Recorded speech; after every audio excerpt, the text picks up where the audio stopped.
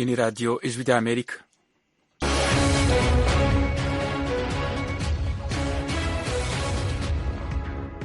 Iradiyo ijwi ry'Amerika isamiranira Washington DC mu Kirundi no mu Kinyarwanda. Mwiriwe neza nshuti muduteze amatwi, muri kumwe na Fidel Niyongabo. Mu Burundi twumvikanira ku mirongo migufi ya shortwave ku metero 19 na 22. Mu Rwanda turi kuri FM 104 n'ibice bitatu y'ijwi ry'Amerika. Kaze mu makuru yacu yo kuri isaha. Rumwe mu rwaruka rw'impunzi z'abarundi ruherutse gusubizwa mu ikambi y'impunzi yanduta mu gihugu ca Tanzania, ruvuga ko rwari rwaratorotse iyo kandi kubera ubuzima bubi rwabamwo. Ikintu nje rero ubu kinunze ni guca uturaga kulima jango zatora amatafari cyangwa nkaja mu kijiji agiye mu garwe na mu kijiji ukafatwa ngo njya dukakubitwa. Webwe abana bo ngahe ndora turi beshi, ubuzima bwaje ndiko ndabora imbere ntibuzoba bwiza cyane. Abo ni bamwe muri ubwo rwaruka.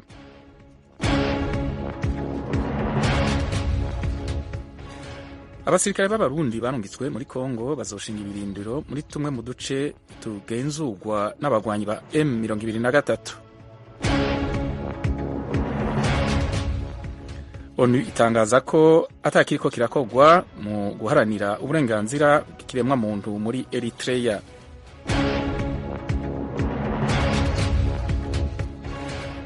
Amerika yatangaje ko abasirikare b'u Burundi murantunga abasirikare b'Uburusiya baramutse bigarurira igisagara ca Bakhmut muri Ukraine zituma intambara hagati y'ibihugu vyompi ihindura isura.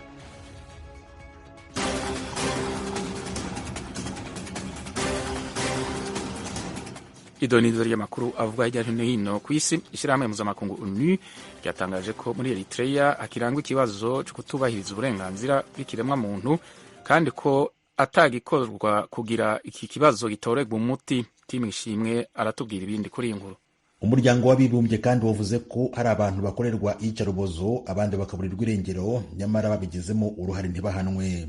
Eritrea ifatwa nka kimwe mu bihugu biyobojwe igitugu kuva kiboneye ubwigenge ikuye kuri Ethiopia mu mwaka w'1993. Kuva icyo gihe rero ONU ivuga ko nta burenganzira bwa muntu bwaharanzwe kandi ko nta bimenyetso bihari byerekana ko hari igikorwa ngo ubwo burenganzira buboneke.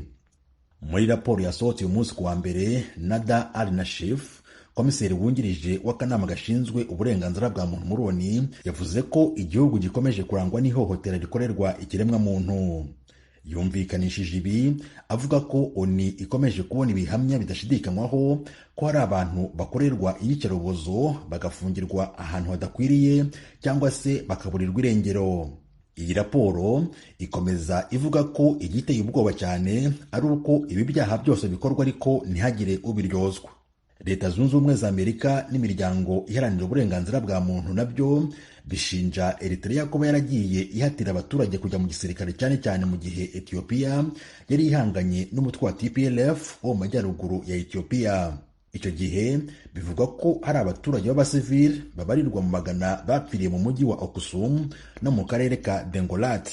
Muri raporo yasohotse uyu munsi kuwa mbere ivuga ko amasezerano y'amahoro yasinywe mu kwezi kwa 9 yateganyaga ko ingabo za Eritrea ziva mu karere kaberamo imirwano, ariko bikomeza kugenda bigura intege ndetse bisa nkaho nta gikorwa. Urakoze Timu Ishimwe kuri iyo nkuru. Muri Mauritania abanyororo 4 b'abagwanyi ba leta ya Kiislamu batorotse agasho ku mugwa mukuru Nouakchott bagenda bishe bamwe mu bajejwe umutekano. Oriane Itangishaka aratubwira ibindi kuri iyi nkuru. Umugwi w'abagwanyi b'intambara ntagatifu ya Kiislamu watorotse agasho bagenda bishe bamwe mu bajejwe umutekano. Abanyororo batorotse agasho kari ku mugwa mukuru Nouakchott. Umushikiranganje w'intwaro hagati mu gihugu amenyesha ko abo banyororo batanye mu mitwe n'abajejwe umutekano igihe bariko bagerageza gutoroka barasaba polisi babiri bongera bakomeretsa abandi babiri. Mu itangazo ubushikiranganje bwashize ahabona kuri no musi wa mbere bwamenyesheje ko inzego zijejwe umutekano zakomeje gucungira umutekano w'ako gasho zongera zitangura ibikorwa byo guhiga no gufata abo banyororo nk'uko bishikirizwa n'itororokanizo ry'amakuru y'abafaransa AP. Babiri muri abo banyororo bari baraciriwe igihano cyo gupfa, abandi babiri bari barindiriye gucibwa urubanza aho bagirizwa kuba bari mu migwi y'iterabwoba.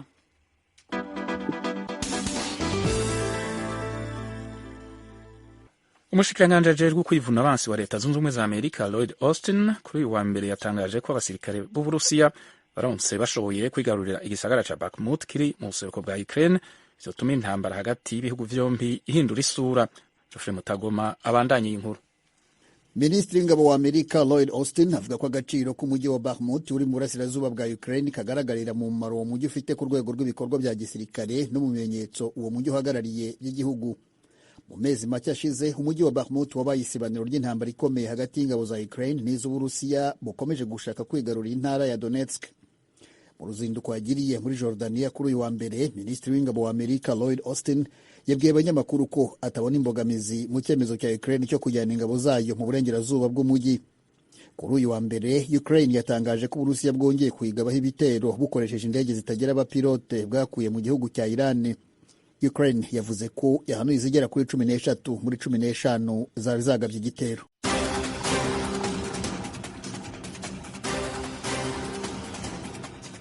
Shimire bagenzi bacu badushikirije amakuru avugwa hirya no hino ku isi.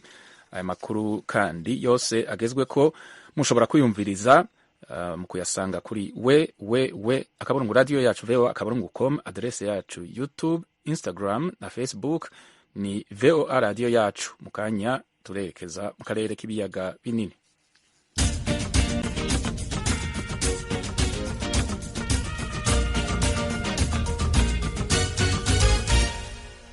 Amakuru yo mu karere k'ibiyaga binini tuyahereye kuyerekeye Tanzania. Mu kiringo c'amezi abiri arangiye, leta y'igihugu ca Tanzania yarasubije mu ikambi ya Nduta abana bari munsi y'imyaka 16 barenga gato 1568 bari batorotse baja mu bijiji bituranyi no mu zindi ntara za Tanzania kurondera akazi. Inkuru ya James Joven. Umuvugizi w'ibiro vya migration komine Kibondo Bwana Ayubu Abdallah mu kiganiro yahaye Ijwi rya Amerika yemeje yuko mu kwezi kwa mbere uyu mwaka turimwo bafashe abana hafi 695, mu kwezi kwa kabiri bafata abana 530 mu bijiji bituranye n'inkambi ya Nduta. Abandi barenga gato 356 bafatiwe mu zindi ntara za Tanzania mu gihe basohotse inkambi bitemewe n'amategeko. Yavuze ko hari impamvu nyinshi zituma abana batoroka kuja inyuma y'inkambi gushaka ubuzima. Muri zo harimwo ubukene bugaragara mu miryango itaronswa imfashanyo zikwiye. Ikibazo nuko hari ihonyangwa rikabije y'amategeko agenga abana kubera bakoreshwa ikazi zisaba inguvu kandi zibarengeye urugero. Mwezi utuseme muri kuno kwezi turakora isakwa ry'abana bari inyuma y'inkambi kugira tubasubize mu nkambi. Benshi mu abo tumaze gutahana twasanze bakoreshwa ibikorwa bibarengeye nko gufyatura amatafari, kurimishwa buri munsi no kwirirwa bubaka amazu. Naho biruko bama batorotse ikambi kubera ibibazo ntangere. Sehemu yoyote ambapo watakapokuwa sisi tuko tayari kufika. Bamwe mu bana batuye mu nkambi ya Nduta bavuganye n'Ijwi rya Amerika bemeza yuko batoroka inkambi kubera ubukene bugaragara mu miryango buterwa n'imfashanyo zidahagije baronswa muri iki gihe, gutyo bigatuma baja inyuma y'inkambi gushaka akazi bakora mu gihe batariyumvira gutaha mu gihugu c'amavuko. Aha batubariye uko babayeho. Ikintu nje rero ubu kinunze ni guca uturaga kulima jango zatu amatafari cawe nkaja mu kijiji agiye mu garuka na mu kijiji tukafatwa mu njari tukakubitwa. Webwe abana bo ngahindura turi beshi, ubuzima bwaje ndiko ndaboraba imbere ntibuzoba bwiza cyane. Bamwe ku bibazo babonye mu Burundi, abandi nabo kumvuza ubukene kuko nk'ubu abana bamwe usanga bagiye mu kijiji, abandi bakaja kwiga ibintu vy'amakarate. Bamwe baragiye ku bagabo, abandi nabo baratwaye inda, abandi nabo bari inyuma y'ibijiji gukora akazi, abandi nabo b'abakobwa nyene n'abahungu bose baragiye inyuma y'ibijiji gukora akazi ko babahemba amahera make. Kuva mu gitondo bameneka ukwezi gose kugahera bagaca babahemba 30. Bamwe mu bavyeyi batuye mu nkambi ya Nduta bo basavye leta Tanzania, Haseri n'andi mashirahamwe atandukanye kubaronsa imfashanyo zihagije nk'uko bisabwa n'amategeko agenga impunzi, cibure ibikorwa n'imyuga itandukanye kugira baronke ubushobozi bwo kurera abana babo mu buryo bukwiye. Barakwiye nyene kubaronderera nk'akantu bokora ko bateza imbere kubera abana benshi bararenga inkambi kubera ubukene, kubera batagira ikibafasha, kubera bamwe benshi ntibafise abavyeyi, hariho n'abafise abavyeyi babo ugasanga mu mutwe ntibafise utuntu bokora kugira ngo abo bana banezererwe. Hazogera igihe n'abandi bazoza barapfira iyo kubw'inzara bagenda kuraba ivyo boshaka borondera kugira ati baraba ukuntu babaho. Leta ya Tanzania rero nitezure kuko turi ngaha mu nkambi, abandi bakaja mu boyi iyo mu bisagara, abenshi bamaze iminsi batoroka.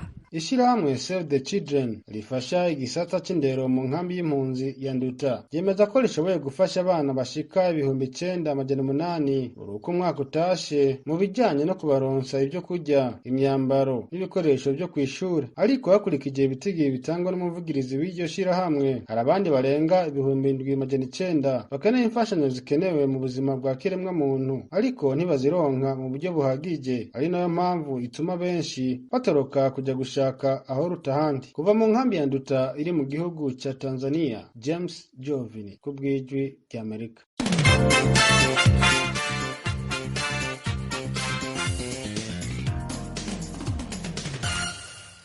Muri Republika ya Demokarasi ya Kongo, abanyagihugu n'abanyapolitike bo mu ntara ya Kivu iyo mu buraruko barinuba uruhara abasirikare b'u Burundi barungitswe muri ico gihugu bazogira mu kurwanya imigwi yitwaje ibigwanisho igwiriye mu buseruko bwa Kongo. Ibindi kuri ino nkuru tubibaze mugenzi wacu Jimmy Shukrani Bakomera. Abasirikare barenga 100 b'igihugu cyo Burundi nibo bamaze kugera mu mujyi wa Goma mu rwego rwo kugarura amahoro mu burasirazuba bwa Kongo. Ingabo z'u Burundi zoherejwe gukorera mu gace ka Masisi hagana mu Sheki na Kirurirwe. Aho ni mu duce duherutse kwigarurirwa n'abarwanyi umutwe wa 23. Biteganyijwe ko barwanyi bayo 23 bari buhare kuri uyu wa kabiri mu rwego rwo guhagarika intambara ndetse no kure ku duce twose bafashe. Ingabo z'u Burundi zije zisangiza Uganda zirenga 800 ubu ziri muri teritwari ya Beni ho zifatanije n'iza Kongo FARDC mu gwashya umutwe wa Kisilamu wa ADF uhafite ibirindiro no mu ntara y'Ituri mu duce twa Irumu na Jugu. Ingabo za Kenya zigera kuri 700 nazo ziri mu duce twa Kibumba muri Nyiragongo mu majyaruguru y'umujyi wa Goma. Izo ngabo zose zoherejwe gushyira mu bikorwa amasezerano y'umuryango w'ibihugu bya Afurika y'Iburasirazuba. Hari izindi ngabo z'u Burundi zisanzwe ziri mu ntara ya Kivu y'Epfo. Izi zaje mu bufatanye bwa leta ya Kongo n'u Burundi zibarizwa muri teritwari za Fizi, Uvira na Mwenga aho zaje guhashya imitwe yitwaje intwari ikorera mu ntara ya Kivu y'Epfo. Kubireba izi ngabo z'u Burundi nshya zaraye zije muri Kongo, bamwe mu baturage bo mu ntara ya Kivu ya ruguru barumvikanisha ko nta cyizere cy'uko izi ngabo zizabasha kugarura umutekano mu ntara imaze imyaka irenga 25 iri mu ntambara. Aba kandi bongeraho bavuga ko ingabo z'umuryango wa Afurika y'Iburasirazuba EAC nta ngufu n'ubushake zagaragaje mu kurwanya umutwe wa 23 n'indi mitwe ikomeje kubangamira umutekano w'abaturage muri ako karere. Elise Ombeni ni umwe muri bo yagize ati: twebwe kuza kw'abarundi ndabona ntacyo biteze kudufasha. Ubwacu abakongomani twe tugombye kwirwanirira ubwacu tugaproteje igihugu cyacu tukakirinda. Ukuri kuri abakenya nabo bari muno ntacyo batumariye kandi bamaze kurangiza amezi ageze muri 3 nta n'igisubizo baraduha na kimwe. Leta yakagombye guha ibikoresho abasirikare bacu ba FARDC bagashobora kurwanya umwanzi, naho ubundi imbaraga zo hanze zo ntacyo tuzizeraho. Salama Sofoni we abona ko leta yagakwiye kugarura umutekano mu ntara ya Kivu ya ruguru na Ituri. Uyu kandi asanga ko kongera umubare w'abasirikare atari wo muti w'ibibazo Kongo ifite. Izo muri Kenya zaraje ubwa mbere zarabanje ziza ntabwo zarwanye, urugamba rwagiye rubera dufashe nk'igicanga n'ahandi hose. Ingabo zaje mbere zo muri Kenya nta kintu zadukoreye. Ukuntu biri rero nizo mu Burundi ndabona nta solution nta gisubizo zatanga. Ntawe turusha kumenya igihugu cyacu, rero ntabwo twatega imbaraga zo hanze ngo barizo zizaduha umutekano. Twewe ubwacu twakagombye kwirangiriza ikibazo keretse wenda dukeneye ibirwanisho. Uyu muturage wavuganye n'ijwi rya Amerika utashatse ko izina rye rivugwa ku bw'impamvu z'umutekano we abona ko ibi byose bigaragaza ubushobozi buke bwa FARDC, bityo bikaba birimo umugambi wo kugaba igihugu mo kabiri cyangwa balkanization. Izo ngabo za EAC ziri kwinjira mu gihugu nye ntabwo nzibona, ntabwo numva kimwe n'abazizana, ntaho turi kubyumva kimwe. Ubundi inkabo nka ziriya kwinjira mu gihugu ngo zije gucunga ubusugire bw'igihugu cya Kongo harye byigeze byabaheye. Guverinoma yacu iyo bisa ngo yari ifite imbaraga ntago yagombye gucunga mujye kwakura hirya no hino baze bayicungira ubusugire. Nta hantu byigeze kuba ngo muri Kongo ntobesha bakaze biriya bintu byo kuza kugaba igihugu ntabwo bigaragaye, ntabwo bifututse, ahubwo twagombye kubigira gusa ingabo zacu za FARDC zihangane, zigaragaza ubushobozi bwazo, zicunga ubusugire bw'igihugu. Ku ruhande rwa bamwe mu banyapolitiki bo muri Kivu ya ruguru bo izi ngabo za EAC zaba ziha imbaraga abarwanyi bayo mu 23 mu gufata uduce twinshi turi mu materitwari atandukanye. Amani Napoleon wo mu ishyaka ACN Action pour un Congo Nouveau asaba umukuru w'igihugu Felix Tshisekedi gusesa amasezerano Kongo yose ifitanye n'umuryango wa Afurika y'Iburasirazuba mu rwego rwo kugarura umutekano mu gihugu. Ubwoba dufite nuko hashobora kubaho imbaraga nyinshi ku ruhande rwa M23. Byaragaragaye ubwo ingabo za Kenya, Uganda zageraga mu burasirazuba, imbaraga za M23 zariyongeye. M23 ikagenda ifata uduce itari isanzwe ifata. Ubu rero niyo mpamvu dusaba Perezida Felix Tshisekedi gukuraho amasezerano yaba afitanye na EAC, kuko dufite igisirikare gikomeye. Hari amwe mu mashyirahamwe aharanira uburenganzira bwa muntu mu gihugu cy'u Burundi nasaba ingabo zaje mu butumwa muri Kongo gukoresha ubunararibonye mu kugarurira bagenzi babo b'abakongomani umutekano usesuye. Maître Armel Niyongere ni umuyobozi w'ishyirahamwe ACAT rirwanya ihohoterwa rya kiremwamuntu mu Burundi. Twavuganye kuri telefone. Bwa mbere zerekana ubuhinga budasanzwe gukingira abanyagihugu, ubwa kabiri bakaraba n'isuke mu bibazo bya Kongo. Ikindi nacyo dushobora gusaba ibihugu by'akarere kuko ingorane ziri no mu Burundi murabi ingende nazo nyene kuzicarira bakabitorera umuti, bagashyiraho ibiganiro hagati y'abo bose bafise amatati na leta y'u Burundi, kuko aka karere gasigaye gatwarwa n'umukuru w'igihugu cy'u Burundi. Biteganyijwe ko ingabo za FARDC n'abarwanyi b'umutwe wa 23 bashyira intwaro zabo hasi kuri uyu wa kabiri nk'uko byemejwe mu masezerano atandukanye y'abakuru b'ibihugu b'umuryango wa Afurika y'Iburasirazuba harimo na leta ya Kongo Kinshasa. Hagati aho ari mu ruzinduko muri Kongo mu mpera z'icyumweru gishize, Perezida Emmanuel Macron w'Ubufaransa yatanze kwemeranya n'abakuru b'ibihugu bya Angola n'u Rwanda ko bagiye gufasha Repubulika ya Demokarasi ya Kongo mu kurangiza intambara. Ibi ni nyuma y'ibiganiro yagiranye nabo mu ruzinduko amazemo iminsi muri bimwe mu bihugu by'ibiyaga bigari byo muri Afurika. Jimmy Shukrani Bakomera, Ijwi ry'Amerika, Igoma.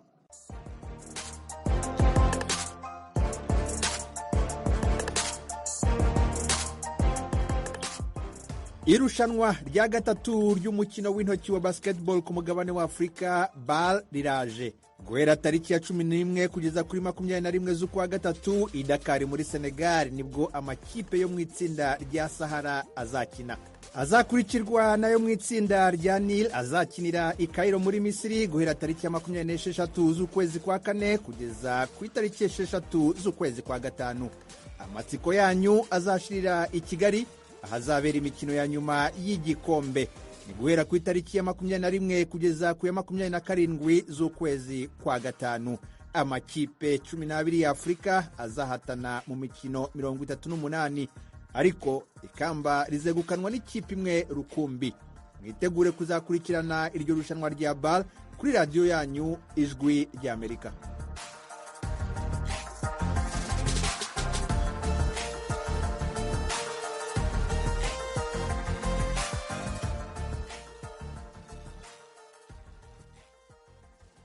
Tubibutsa ko muhandanya kumviriza radio Ijwi ry'Amerika isamiranira Washington DC mu Kirundi no mu Kinyarwanda.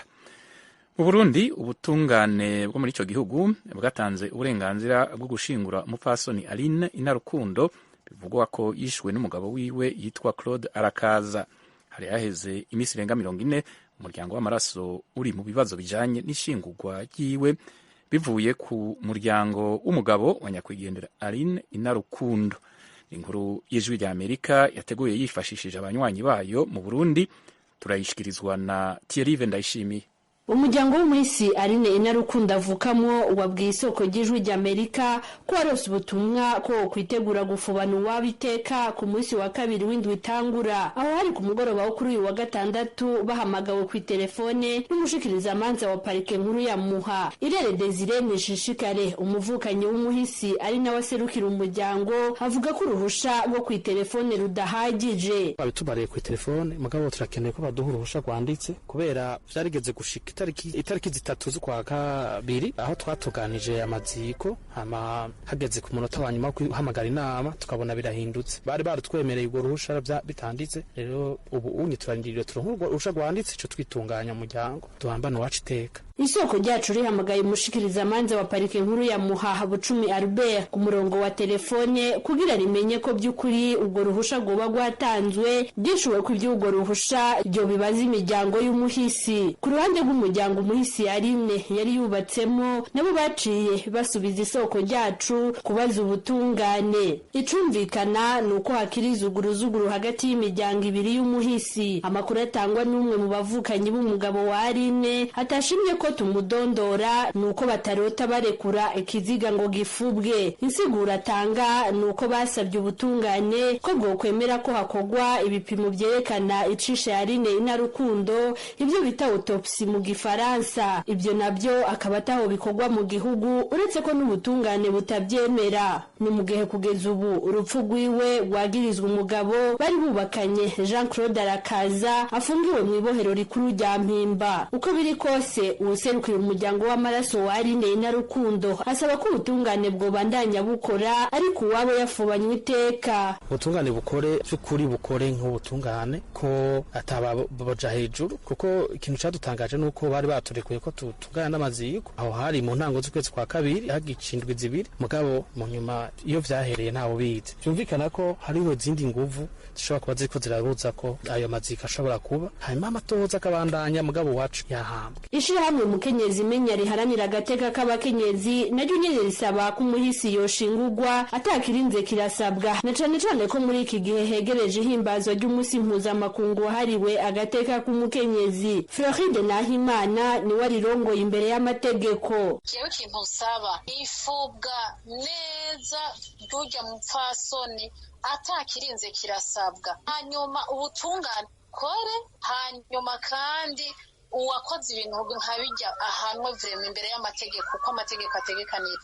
Kandi birababaje kubona abana aribo basibisa, kubona umuvyeyi atangorane n'imwe yoba yarateye ashobora kumererwa nka kujya ari. Ku bijanye n'abana basigwa na Aline Inarukundo, isoko ryacu ryarondeye bamwe mu baharanira agateka k'abana ariko rirabakena. Ni mu gihe mu muryango w'amaraso w'umuhisi bavuga ko babujijwe n'umuryango umuvukanyi wabo yari yubatsemwo gusubira kwegera aho abana bari mu gihe se wabo agifunzwe. Urupfu rwa Aline Inarukundo rwabaye mu ijoro ryo kwigenekerezo rya 23 z'ukwezi kwa mbere k'uyu mwaka muri zone Kanyosha ya komine Muha mu gisagara ca Bujumbura. Umugabo wiwe Jean Claude Arakaza akaba ari mu ibohero rikuru rya Mpimba yagirizwa kuba ari we yagandaguye uwo bari bubakanye bafitaniye abana 4. Ubwicanyi nk'ubu bukorerwa abakenyezi bukaba bwibonekeza no mu zindi ntara. Aha twovuga nko mu ntara ya Kirundo aho amakuru atangwa n'abajejwe intwaro abakenyezi 4 bishwe n'abagabo babo mu kiringo kidashika umwaka.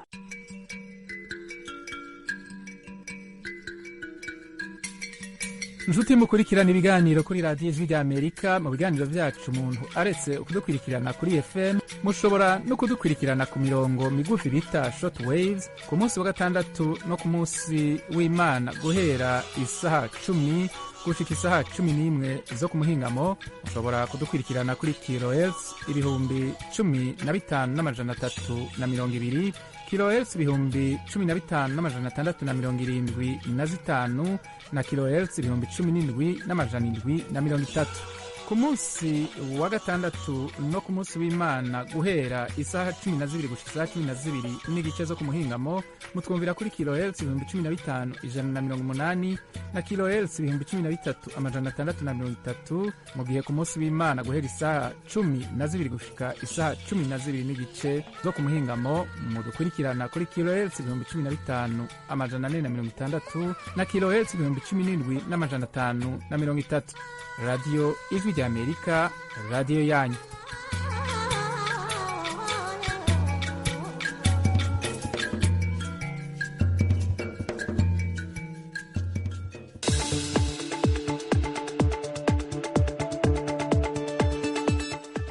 mbere ko dusezerana dusubire tubibutse ingingo nkuru z'amakuru twashikirije ku makuru yo hirya no hino ku isi. Twabwiye ko ishyirahamwe mpuzamakungu ONU ryatangaje ko muri Eritrea hakirangwa ikibazo cyo kutubahiriza uburenganzira bwa kiremwamuntu kandi ko atagikorwa kugira iki kibazo gitorerwe umuti.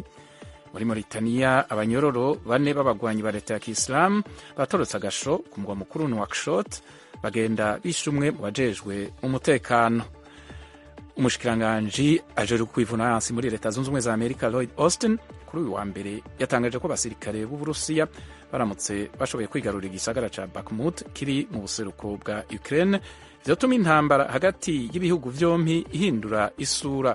Naho ku makuru y'akarere k'ibiyaga binini tubabwiye ko muri Kongo abanyagihugu n'abanyepolitike bo mu ntara ya Kivu yo mu buraruko binuba uruhara abasirikare b'u Burundi barungitswe muri ico gihugu bazogira kurwanya imigwi yitwaje ibigwanisho igwiriye mu buseruko bwa Kongo. Twongeye tubabwira ko ubutungane bwo mu Burundi bwatanze uburenganzira bwo gushingura umupfasoni Aline Inarukundo bivugwa ko yishwe n'umugabo wiwe yitwa Claude Arakaza. Araheze imisi irenga 40 umuryango w'amaraso uri mu bibazo bijanye n'ishingurwa ryiwe bivuye ko umuryango w'umugabo wa nyakwigendera Aline Inarukundo. Tongeye tubabwira ko mu kiringo c'amezi 2 arangiye leta y'igihugu ca Tanzania yasubije mu ikambi ya Nduta abana bari munsi y'imyaka 16 barenga hagati y'igihumbi n'amajana 568 bari batorotse baja mu bijiji bituranyi no mu zindi ntara zo muri Tanzania kurondera akazi. Amakuru rero n'ibiganiro twari tubafitiye kuri isa kuri Radio Ijwi Amerika aha niho bigarukiye. Tubashimire kuba mwaduteza amatwi, mwongere mubandanye mudukurikirana kuri radio yanyu Radio Ijwi Amerika. Ijwi Amerika yabaye igisubizo cyacu. Radio Ijwi Amerika yo yabaye igisubizo cyacu mu guterera igihugu cy'u Burundi, yabaye igisubizo cyacu mu gutanga ijambo mu banyagihugu yo yabaye igisubizo cyacu.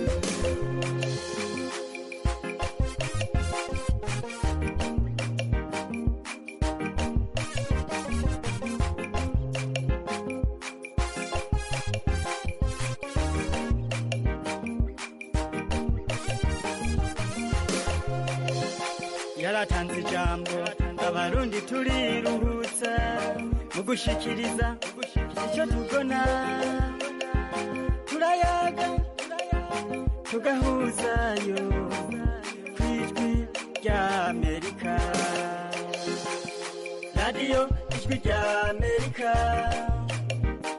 yabaye igisubizo cyacu. Radio Ijwi rya Amerika yo yabaye igisubizo cyacu mu guterera igihugu cy'u Burundi, yabaye igisubizo cyacu mu gutanga ijambo mu banyagihugu yo yabaye igisubizo cyacu.